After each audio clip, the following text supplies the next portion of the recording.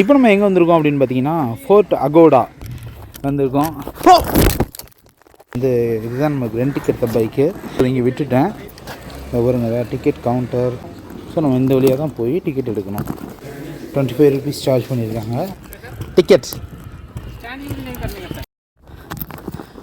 Agoda fort நம்ம பார்க்குறதுக்காக போயிட்டுருக்கோம். நான் உங்கள் சேலம் சூரிய பிரகாஷ். நம்ம சேலத்தோட பெருமையை காப்பாற்றுற, நம்ம தமிழ்நாட்டோட பெருமையை காப்பாற்றுறதுக்கு பல இடத்துக்கு போயிட்டுருக்குறேன். ஆனால் பல இடத்துக்கு போனால் பேரை காப்பாற்றிடலாவாடா அப்படிங்கிறீங்களா? இல்லை, அப்படி அடித்து விட வேண்டியது தான். பார்த்திங்கன்னா அதான் நல்லா இருக்குது, ப்ளேஸ் அருமையாக இருக்குது. இது 25 + 50 75 ரூபா சார்ஜ் டோட்டலாக. ஒரு வீடியோ போட்டோம் பாலக்காடு ஃபோர்ட்டு. ஸோ எல்லா இடத்துலையும் இதேமாரி அகலி தான். ராஜராஜ சோழன் டெம்பிள் கூட நம்ம சேனலில் போட்டிருந்தோம். இதுமாரி அகலி பார்க்கலாம். Means thank you sir. ஸோ இங்கேருந்து பார்த்திங்கன்னா ஒரு கேட்டு, ஜெயில் கேட்டு மாரி இருக்கா? ஜெயிலாக இருந்துருக்கலாமோ? ஸோ அப்படி தான் தோணுது. நோ என்ட்ரின்னு போட்டிருக்காங்க, ஸ்டாஃப்ஸ் ஒன்லி. இருந்தாலும் லைட்டாக பூந்து பார்க்கலாம். விடுவோமா? நாங்கள் கேமரா போய் பார்த்தாச்சு. பில்டிங்கு அகஸ்டின் சர்ச்சு, அதுக்கு அப்புறம் பிஃபோர் ஆஃப்டர், அதாவது இது வந்து பழசு. இது பார்த்திங்கன்னா பழைய பில்டிங்கு பிஃபோர். இது கொஞ்சம் ஏதோ பண்ணியிருக்காங்க. இது எதுக்காக கட்டினாங்க? சர்ச்சுக்காக கட்டியிருக்காங்க. அதுக்கப்புறம் இது நம்ம நேற்று போனோங்க. இந்த சர்ச்சு பெசிலிக்கா ஆஃப் போம் ஆஃப் ஜீசஸ் ஓல்டு கோவாவில் இருக்குது. நம்ம நேற்று தான் போன்றோம். ஸோ இதை கூட நம்ம சேனலில் நீங்கள் பார்க்கலாம். இதுக்கு ஆப்போசிட்டில் இருக்கக்கூடிய அந்த இது மியூசியம் மாரி எல்லா இதுவும் போட்டிருக்கோம். அதேமாரி மகாதேவ் டெம்பிள், இது வந்து மகாதேவ் டெம்பிள் போட்டிருக்காங்க பிஃபோர். அதுக்கப்புறம் கொஞ்சம் ஆல்ட்ரு பண்ணியிருப்பாங்க போல் இருக்குது. ஆஃப்டர்னு போட்டிருக்காங்க. என்ன ஃபோட்டோ அப்படின்னா மகாதேவ் டெம்பிள் கரடியா குருடின்ட்டானா? ஆடாப்பா, கரடி கோவா ஆஃப்டர். அதுக்கப்புறம் வந்து பிஃபோர் இப்படி இருந்துருக்குது பழசா. ஸோ அதை கொஞ்சம் இது பண்ணியிருக்கிறாங்க. Of Saint Cajetan old Goa. Old Goa அது வந்து பழசாக இருந்திருக்குது அந்தமாரி இதில். ஸோ இது கொஞ்சம் இது பண்ணியிருக்காங்க. பெரிய ஒரு வளைவு. ஆக்சுவலி இது வந்து லைட் ஹவுஸாக இருக்கலாம். ஒரு லைட் ஹவுஸ் மாதிரி இருக்குன்னு நினைக்கிறேன். ஐ திங்க் பிளேஸை பற்றி எல்லாம் போட்டிருக்காங்க. இதுதான் மிகப்பெரிய ஒரு ஸ்டேஜ் இருக்குது. எதுக்காக இருந்திருக்கும்? சரி, மேலே எதுக்கும் போய் பார்க்கலாமா? வளைச்சி வருவோம்ல. இது என்னன்னு பார்க்கலாம். உள்ளார கிணறு மாதிரி இருக்குமா? கண்ணு தெரியல. கண்ணாடி போட்டுருந்தா எப்படி கண்ணு தெரியும்? இந்த உள்ளார வச்சு இப்படி எடுத்து பார்க்கலாம். எக்கோ சவுண்ட் வருது.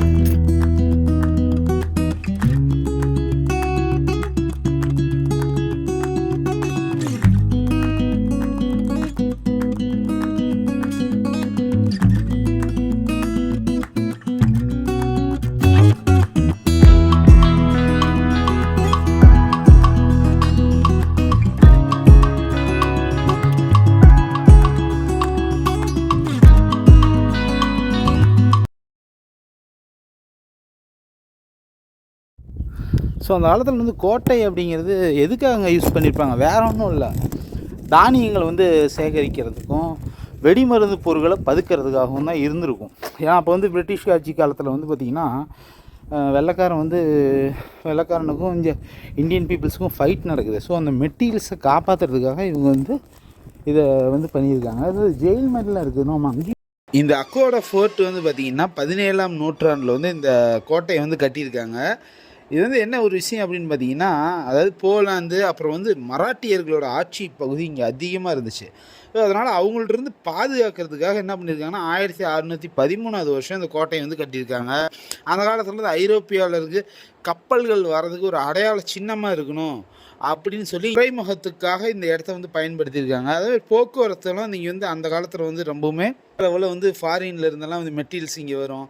அதெல்லாம் வந்து ஒரு இடமா நீங்கள் அமையணும் அப்படின்னு சொல்லி இங்கே ஒரு துறைமுகம் மாதிரி கட்டியிருக்கிறாங்க. அதாவது கலங்கரை விளக்கம் மாதிரி இந்த இடத்துல இருக்குது. இங்கே வந்து பார்த்திங்கன்னா ஒரு 79 பீரங்கிகள் வந்து இங்கே இருந்திருக்குது அந்த காலத்தில் அப்படின்னு சொல்லலாங்க. ஸோ அதுக்கப்புறம் வந்து இதெல்லாமே மாற்றிட்டாங்க இந்த இடத்துல இருந்து. சீற்றம் பாருங்க, அதான் சவுண்டு உங்களுக்கு வரும்னு நினைக்கிறேன், கேட்கும்னு நினைக்கிறேன். நிமிஷம் பாருங்கதா பொங்கி எழுதுதில்ல, அந்த லாஸ்ட்டு வரைக்கும் இருக்குது. இந்த கடைசியிலேருந்து அப்படியே பார்த்தோன்னா ஃபுல்லாக இதுதான் பாருங்கள் எப்படி கட்டியிருக்காங்க பாருங்கள். அந்த காலத்தில் வந்து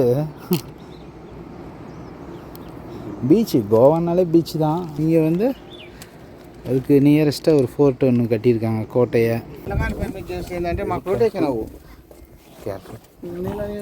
இந்த இடத்துல இருந்து பாருங்கள் சைடு, அதாவது வால் பாருங்கள் எவ்வளோ லென்த்தாகவும் ஆழமாகவும் இறங்கி இருக்குது. அது லாஸ்ட் அந்த பீச்சு வரைக்குமே போட்டிருக்காங்க அந்த ஃபுல் வால். ஸோ எதிரிகள் யாரும் வரக்கூடாது அப்படின்னு கூட இருந்திருக்கலாம். ஸோ இதெல்லாம் போயிட்டுருக்கு. நிறையா ஃபிஷ்ஷிங் போட்லாம் போயிட்டுருக்கு. ஸோ அங்கே ஒரு கொஞ்சம் பெரிய போட் ஒன்று இருக்குது, அது நம்மளால் பார்க்க முடியுது. மேகம் நீளமாக இருக்குது, நீல கலரில் இருக்குது.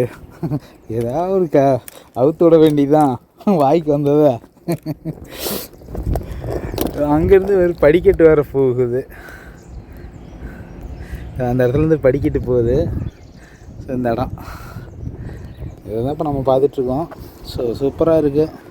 ஓகே, 25 ருபீஸ்க்கு வந்து ஓரளவுக்கு பரவாயில்லன்னு சொல்லலாம். நம்மளால் பார்க்க முடியுது. ஸோ அங்கே இருக்கின்றார்கள். லைட் ஹவுஸ் தான், கரெக்டாக தான் சொல்லியிருக்கேன் பாருங்கள். மேலே அப்படியே போகும்னு நினைக்கிறேன். சின்னதாக தான் கட்டியிருக்காங்க. அந்த கோட்டைக்கு மேலே இருந்து பார்க்கும்போது பெருசாக இருந்திருக்கும், ஃபுல் ஹைட்டாக தெரியும். அது ஒரு லைட் ஹவுஸ் ஆகிட்டு இருக்குது. ஸோ அங்கே ஒன்று இருக்குது பாருங்களேன், அதான் அங்கே ஒரு லைட் ஹவுஸ் இருக்குது. இந்த கம்பி வலையை பார்க்கும்போது எப்படின்னா அப்படியேப்பா அங்கே பாருங்கள், அதை நல்லா தெரியுதா? இப்போ தெரியும் உங்களுக்கு, தெரிகின்றதா? இந்த கம்பி வலையெல்லாம் பார்க்கும்போது இப்போ ஒரு மேட்ரு ஓடிட்டுருக்கு பாருங்கள், ட்ரெண்டாக. மஞ்சுமல் பாய்ஸ்ன்னு குணா கேவ், அதுதான் இதை போட்டு அடைச்சி வச்சுருக்காங்களா, அதுதான் நம்மளுக்கு ஞாபகத்துக்கு வருது. இதுமாரி போட்டு ஒரு கெரில் போட்டு அடைச்சி வச்சுருக்காங்க. சரி, எதுக்காக யூஸ் பண்ணியிருப்பாங்க? கீழே போய் பார்க்கலாமா? இருங்க, எவ்வளோ தூரம் போகுதுன்னு பார்க்கலாம். எனக்கு தெரிஞ்சு அதை கைதிகளை அடைச்சி வச்சுருப்பாங்கன்னு நினைக்கிறேன் அந்த காலத்தில். அதை தான் இருக்கும். இருங்க, பக்கமாக போய் பார்க்கலாம். பார்த்தீங்களா, எப்படியேப்பா டனல் மாதிரி இருக்குதுங்க. உள்ளார நல்லா கவனிச்சு பாருங்களேன், தெரியுதா உங்களுக்கு? இதா சுரங்கப்பாதை, கல் வச்சு அடைச்சிட்டாங்க. இப்போலாம் நாற்றடிக்கும், அதாவது வவ்வலுக்கு இது இருக்கும் உள்ளார நாற்றடிக்கும்.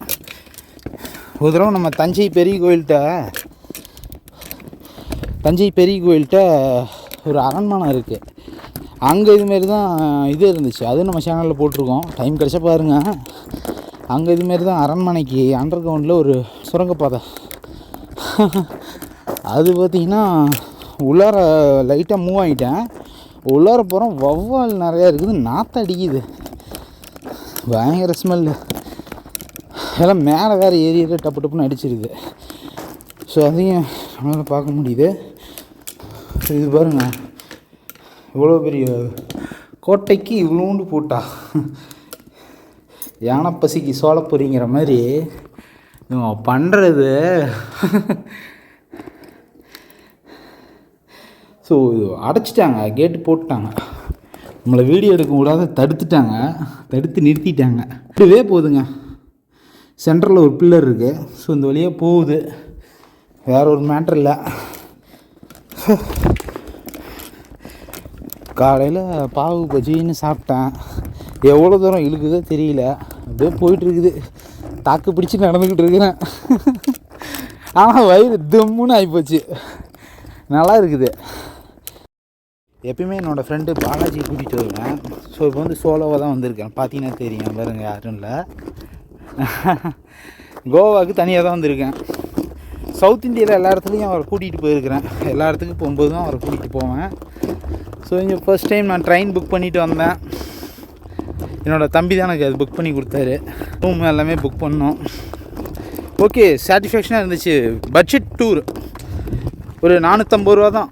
உங்களுக்கு வந்து ட்ரெயினுக்கு வந்து பார்த்திங்கன்னா 450 ஆகுது. கோயம்புத்தூர்லேருந்து எடுக்கிறாங்க. நம்ம சேலத்துலேருந்து ட்ரெயின் இருக்குது.